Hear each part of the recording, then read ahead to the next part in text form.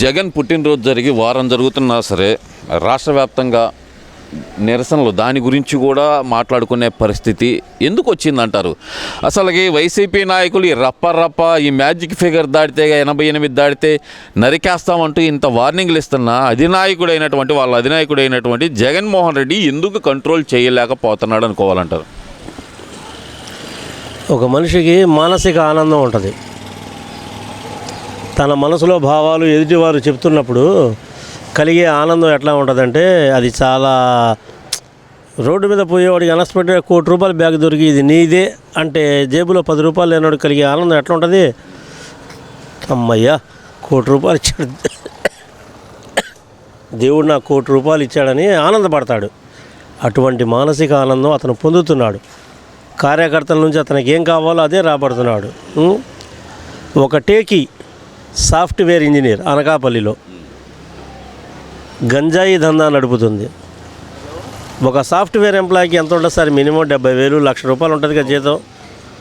ఒక ఫ్యామిలీ హ్యాపీగా బతకొచ్చు కదా ₹1,00,000 అయినా ఈజీ మనీ కోసం ₹10 ప్యాకెట్ కొనటం, ₹100 అమ్మటం, 10 ప్యాకెట్లు అమ్మితే 1000 ప్యాకెట్లు అమ్మితే ఇంత, అంత అమ్మితే అంత అనే బేరీజ్ వేసుకుని చదువు సంస్కారాన్ని మొత్తాన్ని పక్కన పెట్టి ఒక లేడీ ఈ రాష్ట్రం ఎలా తయారైంది అంటే ఈజీ మనీకి మత్తుకు బానిస అయిపోయి అటువంటి ఒక హ్యాంగ్ ఓవర్లో ఈ జగన్మోహన్ రెడ్డి గారు పెట్టారు 5 సంవత్సరాలు.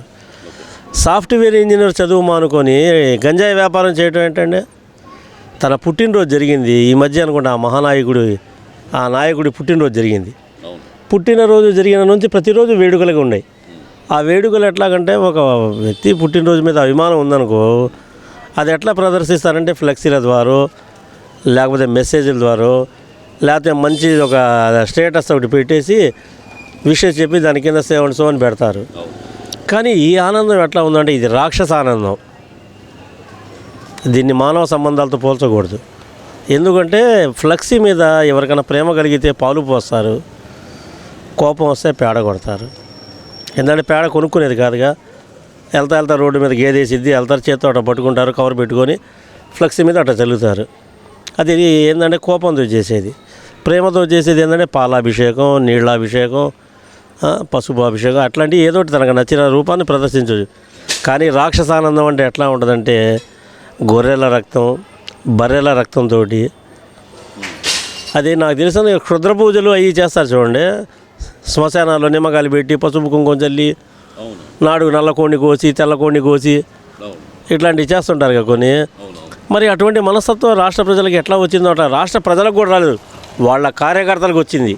ఇది ఎలా చూడాలి అసలుకి?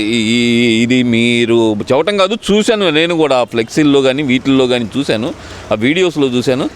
ఎలా చూడాలి అసలు వీళ్ళ మనస్తత్వాన్ని? ఏ విధంగా అర్థం చేసుకోవాలి అసలుకి?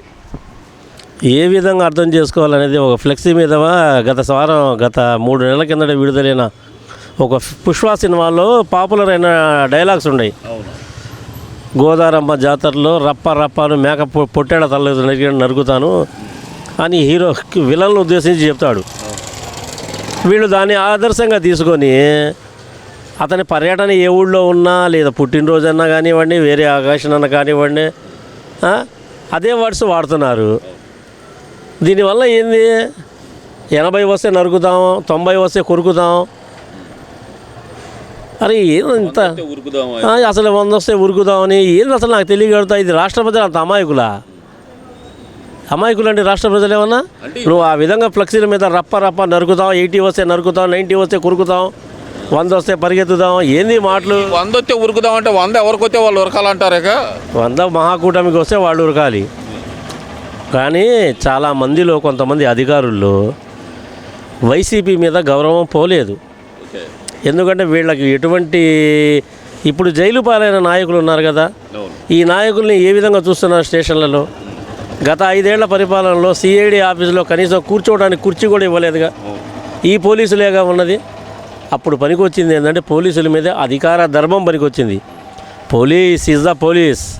వాళ్ళ ఉద్యోగం వాళ్ళు కరెక్ట్ చేస్తే ఎలా ఉంటుందో ఈరోజు రాష్ట్ర ప్రభుత్వం చూపిస్తుంది. ఎస్పీల కాడ నుంచి, ఏఎస్ఐల కాడ నుంచి, సీఏల కాడ నుంచి, డిఎస్పీల కాడ నుంచి ప్రతి ఒక్కరూ ఎవరి బాధ్యత వాళ్ళు వెలగండి. రౌడీజాన్ని ప్రోత్సహిస్తే నగర బహిష్కరణ కాదు, రాష్ట్ర బహిష్కరణ చేయండి. పోలీసులకి ఫుల్ పవర్స్ ఇచ్చారు సార్. నేరం జరిగిన 24 గంటల్లోనే ఛేదిస్తున్నారు. అటువంటి వ్యవస్థే మనకు కావాలి. అంటే ఇక్కడ నాకు ఒక చిన్న అనుమానం దీంట్లోనే,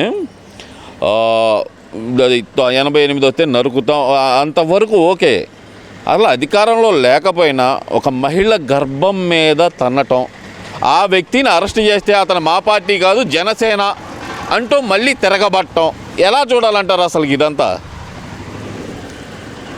వైసీపీలో కొన్ని విషయాల్ని సింబాలిక్గా చెప్తారంట చూడండి. డబ్బులు ఇవ్వకపోవడానికి పక్కన జేబులో చేపెట్టే సింబాలిక్గా చూపెట్టా ఉంటారు చూసారా.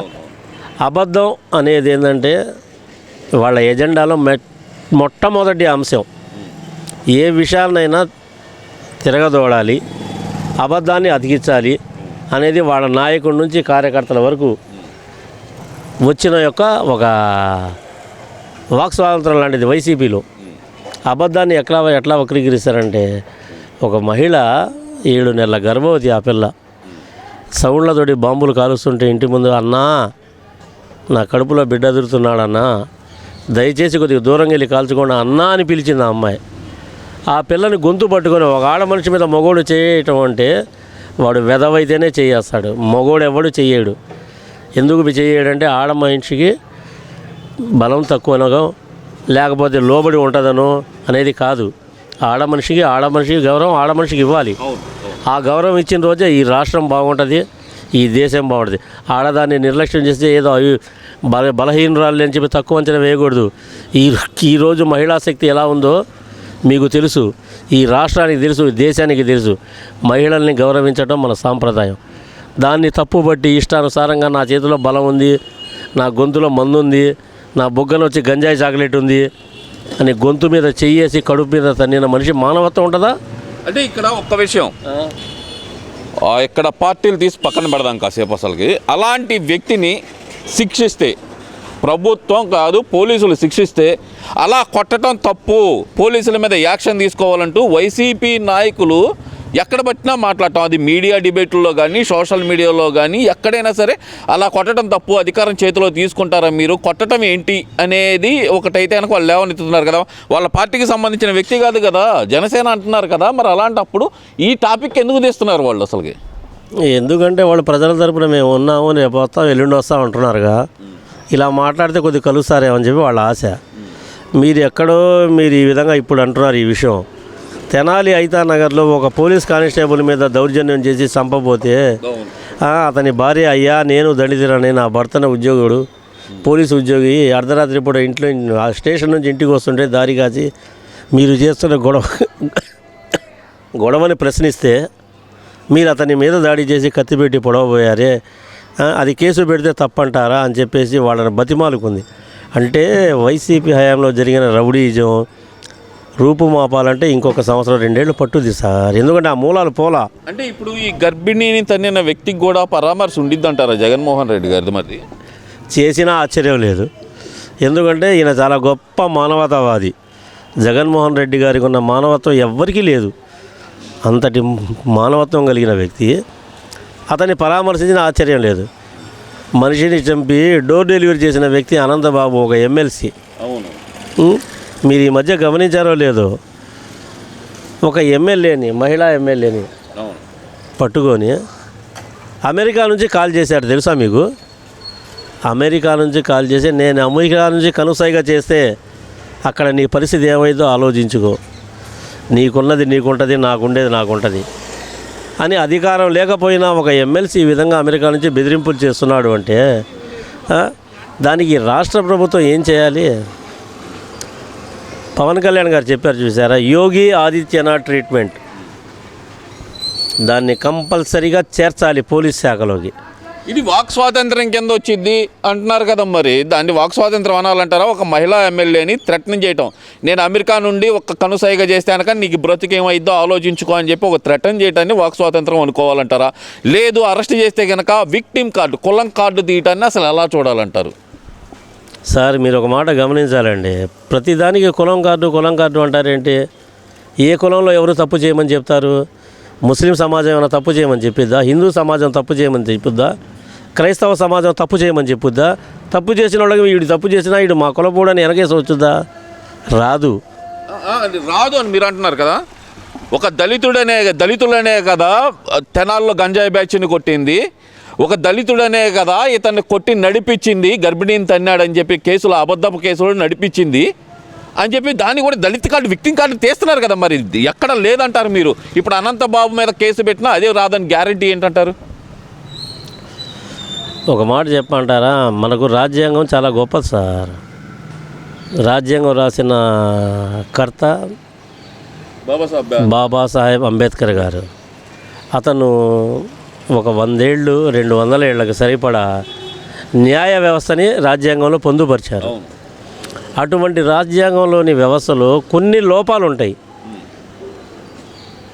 తప్పు చేసి ఎలా తప్పించుకోవాలా అనే మేధావులు కొంతమంది ఉంటారు. వాళ్ళలో కొంతమంది లా సహాయం అందుద్ది. వీళ్ళు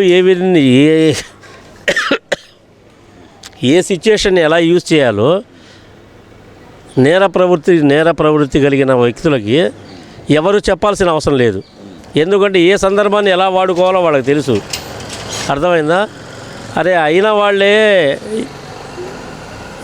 వివేకానంద రెడ్డి గారిని, వైఎస్ రాజశేఖర రెడ్డి గారి బ్రదర్ని, సోదరుణ్ణి అత్యంత దారుణంగా చంపి, మీరు ఎక్కడైనా మటలు చేసి ఉంటారు కానీ విలేకరి కాబట్టి మీరు ఎక్కడైనా జరిగినాయి అనుకుని చూస్తూ ఉంటారు. కానీ ఒక వ్యక్తిని గొడ్డలితో నరికి రూమంతా రక్తం పరిస్తే ఏ పోలీసు కూడా సహాయం చేయడు.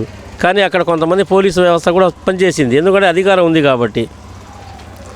మా రక్తం మరకలు తుడిచి గొడ్డలి వేటుపడ్డ శరీరం మీద లోపల కాటన్ పెట్టి కుట్లేసి గుండె పొడ్డుగా చిత్రీకరించేంత తెలివిగల వ్యక్తులు మనకు ఉన్నాగా అబద్ధాన్ని నిజం చేయటంలో పెద్ద విషయం సార్.